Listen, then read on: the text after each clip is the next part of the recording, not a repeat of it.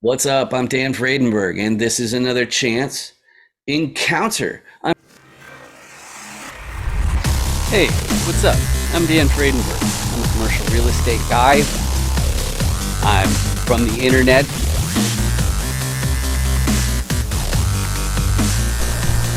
We're seeing more properties like this being built in front of a house that's going to be torn down soon. I understand that there are power lines that are getting kind of close. What's up again? This is Dan Fredenberg, and that there is a commercial real estate building.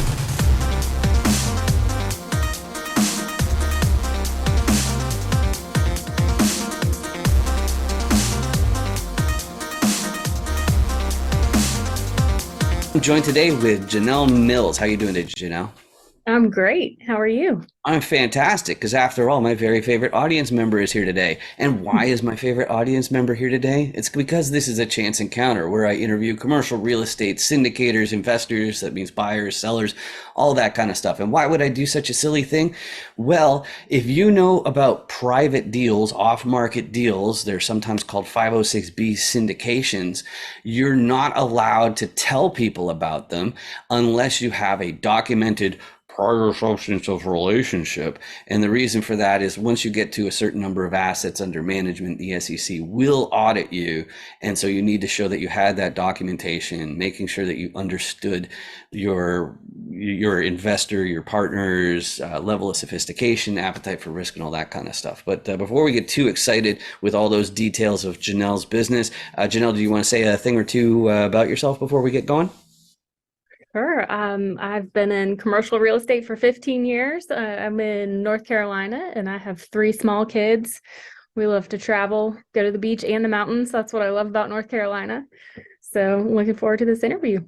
Awesome, sweet. So the first thing that we always go through, it's the five distinct motivations. Before I do that, though, I gotta say, but wait, check your eight. And Jennel, I don't know if you can see through the camera and down at the 8 o'clock, but the viewer might have that hideous red subscribe button, and it's pretty ugly. They should put no, it's just a It stupid joke I always is. do. But the five distinct motivations, I've interviewed a whole whack of different syndicators and investors, and we all have our own unique whys. But when it comes down to brass tacks, I found that they fit into five different categories. It's super important that you know somebody's why or motivation as it comes to these acquisitions, though, because it takes months, there's lots of risks involved, and you need to make sure that they're actually going to follow through with it. So the first motivation of the five is preservation of purchasing power. What's that all about? Well, if you already have a portfolio of assets and the way that you make ends meet is from the profits of ownership, then the only reason you're going to be making acquisitions are either if inflation is eating away at the purchasing power of the cash flow, or if there's an asset crash or you can otherwise buy at a steep discount. That's the only time that you're really going to be going through this stuff. And that's not me. That's not really what I'm up to. What describes me best is trading time directly for wealth. Normally, when you make money, you end up, paying your taxes and all that sort of stuff, and then whatever's left, you end up investing. And what hit me, though, because I've got a background in tech specifically. That's easy for me to say. Specifically, it's the CRM industries, which means mass emailing of all your contacts and also the online transaction side of accepting credit cards. So I came from that background and getting into real estate into 2014. But what hit me as I was watching my boss, who was flipping 10 houses a month since before he hired me, is I was going like, well, wait a second. It seems like there's something a little bit backwards here. How can I pivot so that instead of paying more tax than anybody, I actually get rewarded in the form of deployed capital, aka equity. So that's what brought me into commercial real estate from tech. But that's not everybody. Some people, especially youngsters, when they are attracted to commercial real estate, what they're really trying to do is they're trying to take control of their schedule. And maybe that means that they want to fast track retirement, but maybe it means that they want to work fewer months per year or fewer weeks per month or something like that. But regardless, it's to scale back is really the reason why they're making these acquisitions. That's vastly different from this next group where their ambition or their desire for generational wealth is really what's going on. They want to buy their entire hometown. They want to make sure that their great grandchildren never have to hold a day job.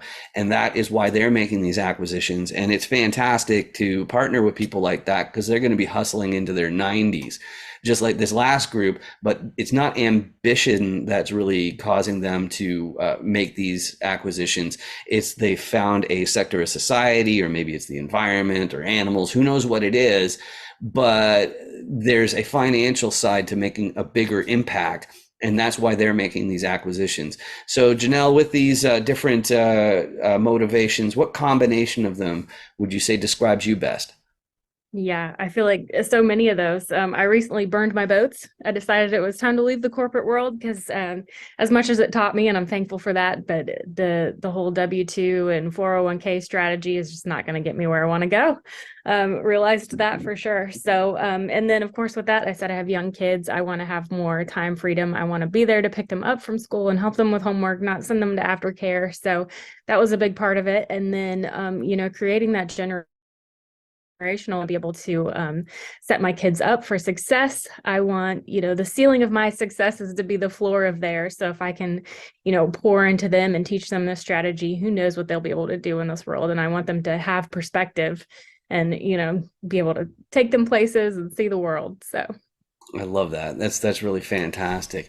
But there are risks involved that you cannot ignore in commercial real estate. And if you've ever been involved in a 506B deal that's actually legit, the securities attorneys will assist that you fill out these really financially invasive questionnaires.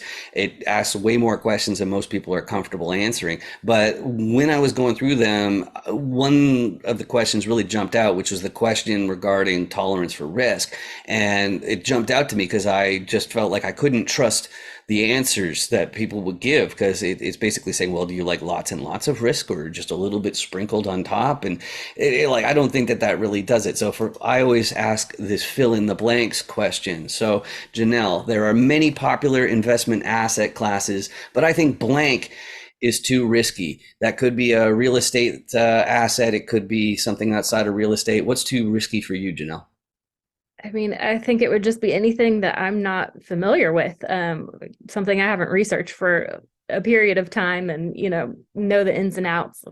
Yep, definitely. Yeah, lots of people say crypto for that reason, and it's always funny. It always blows my see, I studied electrical engineering and I'm a programmer and all that kind of stuff. So it's like people are always interested in telling me, "Oh, I don't understand crypto." So it's like, I don't need to know, man, because I do get crypto and I still don't invest in it, but whatever. Anyway, that brings us to, wow, that animation just kills me every single time. It's not a very subtle way to tell people to subscribe, but it's the segue to where I pull out the Dan Does Deals Core Competency Cube. And in every episode of Chance Encounters, I go through all 6 roles. And there are 2 reasons for that. One of them is I want to make sure that you in the audience, you can effectively communicate on the subject of a commercial real estate deal. But I also want to make sure that you understand how my guest fits into these deals, because sometimes you'll get some questions. You'll be like, well, shouldn't they know this? And it's like, if they're the wrong side of the die, then absolutely not. They should know that.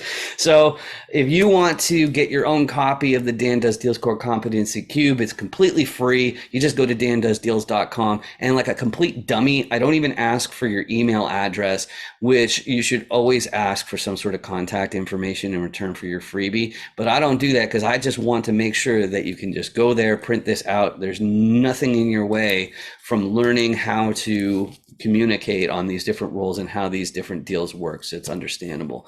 So let's do that. The first side I go through is the repositioner side, and the exposure's all out so you can't see that I've got a few different properties here and some paperwork here, because that's what repositioners are up to. They are acquisitions people, and the paperwork, they have a fancy word for what you do with it. It's called underwriting.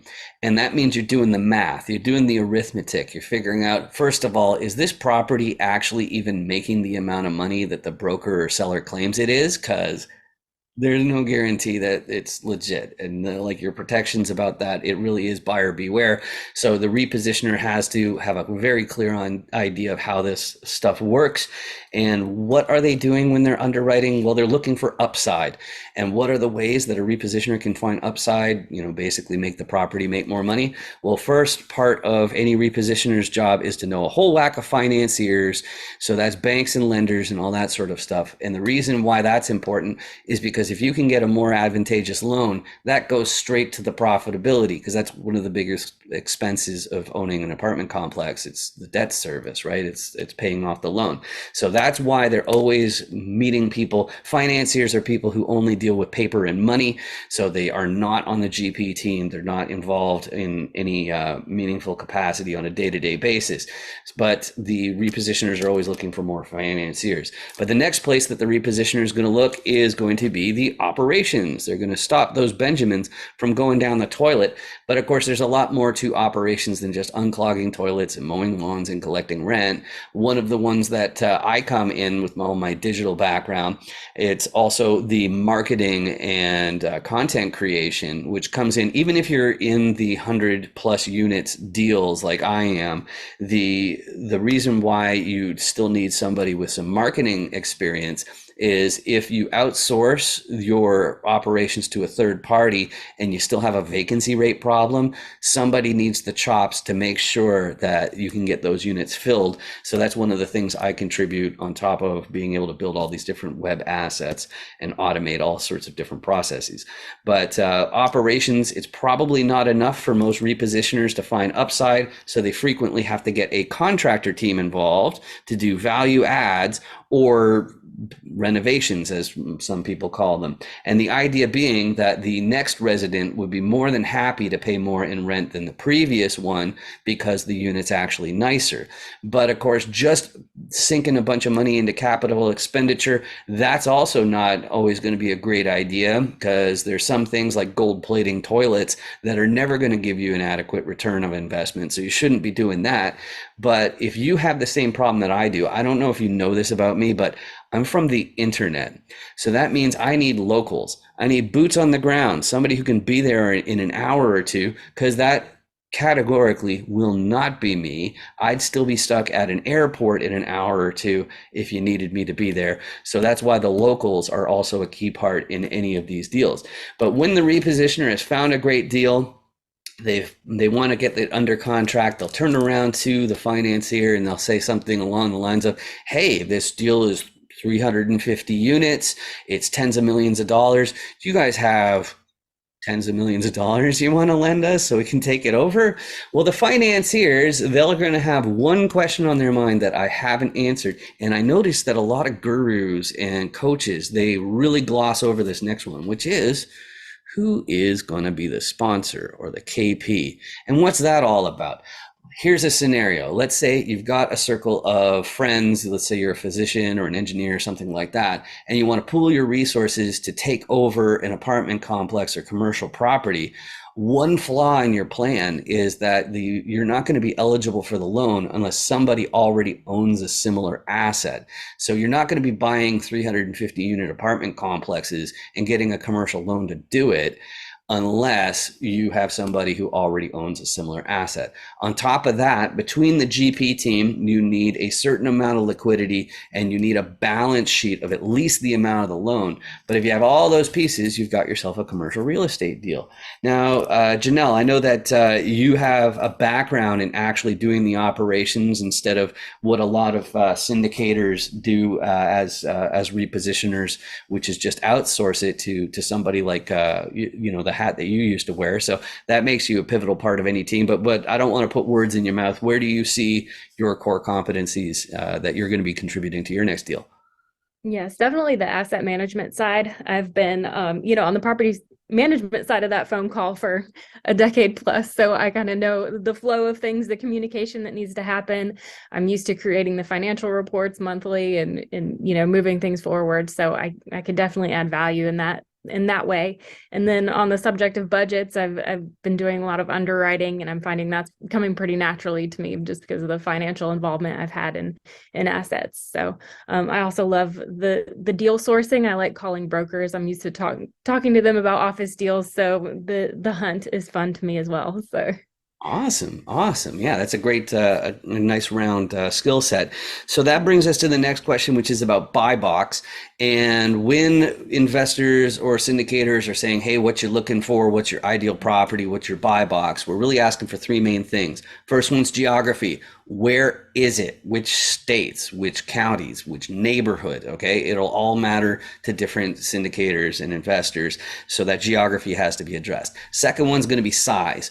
Most of the guests I have on Chance Encounters are focused on multifamily, and the way that you count multifamily and also self-storage and also mobile home parks, you go by unit count, and that's because you're going to have a completely different looking group of people taking over 15 unit apartment complexes compared to the 150 or 350 unit ones. So that size definitely matters. That's the second one.